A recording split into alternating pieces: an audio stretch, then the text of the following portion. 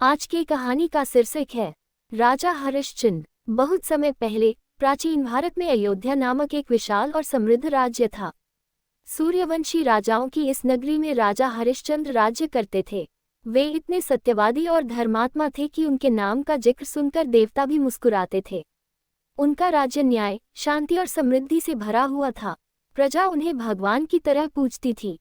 राजा हरिश्चंद्र की रानी शैव्या अत्यंत पतिव्रता और सौम्य स्वभाव की थी। उनका एकमात्र पुत्र रोहिताश्व था, जो अभी बालक ही था, परंतु पिता की तरह तेजस्वी और सत्यप्रिय। एक दिन स्वर्गलोक में देवताओं की सभा लगी। इंद्र देवराज के सिंहासन पर बैठे थे। ब्रह्मा, विष्णु, शिव और अन्य देवता भी वहां विराजमान थे। बातचीत के दौरान विश्वामित्र ऋषि ने कहा, सत्य का सबसे बड़ा उदाहरण कौन है पृथ्वी पर? कई नाम आए, परंतु ऋषि विश्वामित्र ने कहा, राजा हरिश्चंद्र से बढ़कर सत्यवादी आज कोई नहीं। देवताओं में चर्चा होने लगी। कुछ कहते, क्या सचमुच वे इतने सत्यवादी हैं? क्या वे अपना सर्वस्व त्याग सकते हैं? तब ऋषि विश्वामित्र ने कहा, मैं परीक्षा लेता हूँ। वे पृथ्वी पर उतरे और हरिश्चंद्र के राज्य की ओर चले गए। राजा हरिश्चंद्र उस समय वन में शिकार कर रहे थे। अचानक उन्हें एक सुंदर हिरन दिखाई दिया। वे उसके पीछे घोड़े पर दौड़े। हिरन भागता गया और घने जंगल में गायब हो गया। राजा थककर एक पेड़ के नीचे बैठ गए। तभी उन्हें रोने की आवाज सुनाई दी। वे आवाज की ओर गए तो देखा कि एक ब्राह्मण स्त्री अपने मृत पुत्र के शव के पास रो रही है। राजा ने पूछा, माताजी क्या हुआ? स्त्री बोली, महाराज, मेरे पुत्र को सर्प ने काट लिया। अब इसे जलाने के लिए लकड़ी भी नहीं है। राजा ने तुरंत अपने सैनिकों को बुलाया और व्यवस्था कर दी। लेकिन स्त्री ने कहा, महाराज, मैं गरीब हूँ, शमशान का कर भी देना होगा। राजा ने कहा, आप चिंता न करें। लेकिन वह स्त्री असामान्य थी। वह वास्तव में विश्वामित्र ऋषि का रूप थी। विश्वामित्र ने राजा से कहा, महाराज, मैंने सुना है आप सत्यवादी हैं। मैं एक यज्ञ कर रहा हूँ। मुझे बहुत धन चाहिए। आप अपना राज्य मुझे दान कर दें। हरिश्चंद्र ने बिना एक पल सोचे कहा, महर्षि, राज्य आपका है।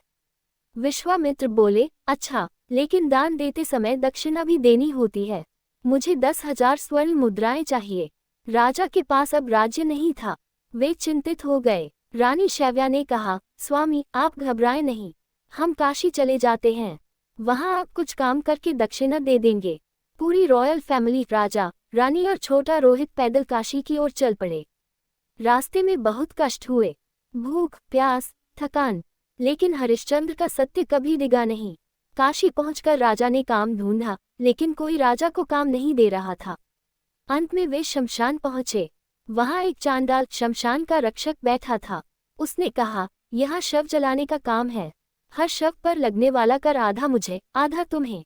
लेकिन पहले मुझे 1,000 स्वर्ण मुद्रा जमानत देनी होगी। राजा के पास कुछ नहीं था।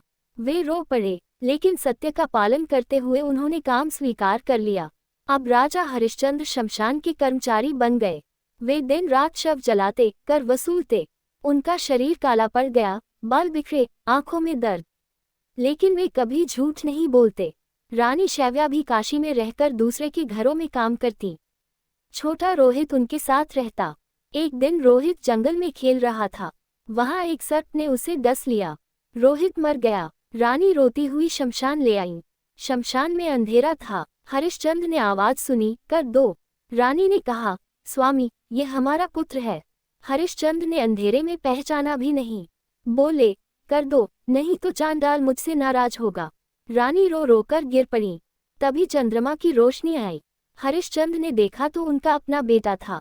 वे भी फूट फूट कर रो पड़े, लेकिन कर्तव्य निभाते हुए बोले, रानी, हमें कर देना होगा।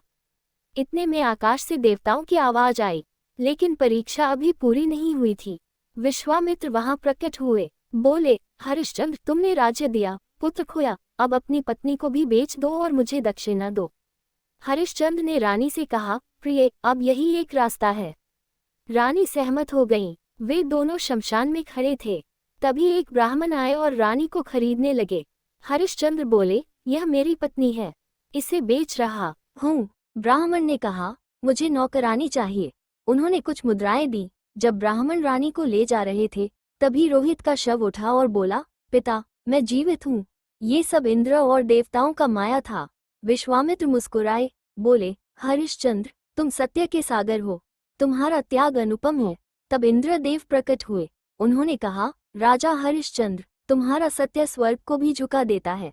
तुम्हारा राज्य वापस लो। तुम्हारी रानी और पुत्र स्वर्ग में स्थान पाने के अधिकारी हो। हरिश्चंद्र ने विनम्रता से कहा, देवराज, मेरी प्रजा का क्या? मैं अकेला स्वर्ग नहीं जाना चाहता। इंद्र ने कहा, तुम्हारी प्रजा भी तुम्हारे साथ स्वर्ग आएगी। इस प्रकार राजा हरिश्चंद्र, रानी शैव्या और रोहित स्वर्गलोक गए।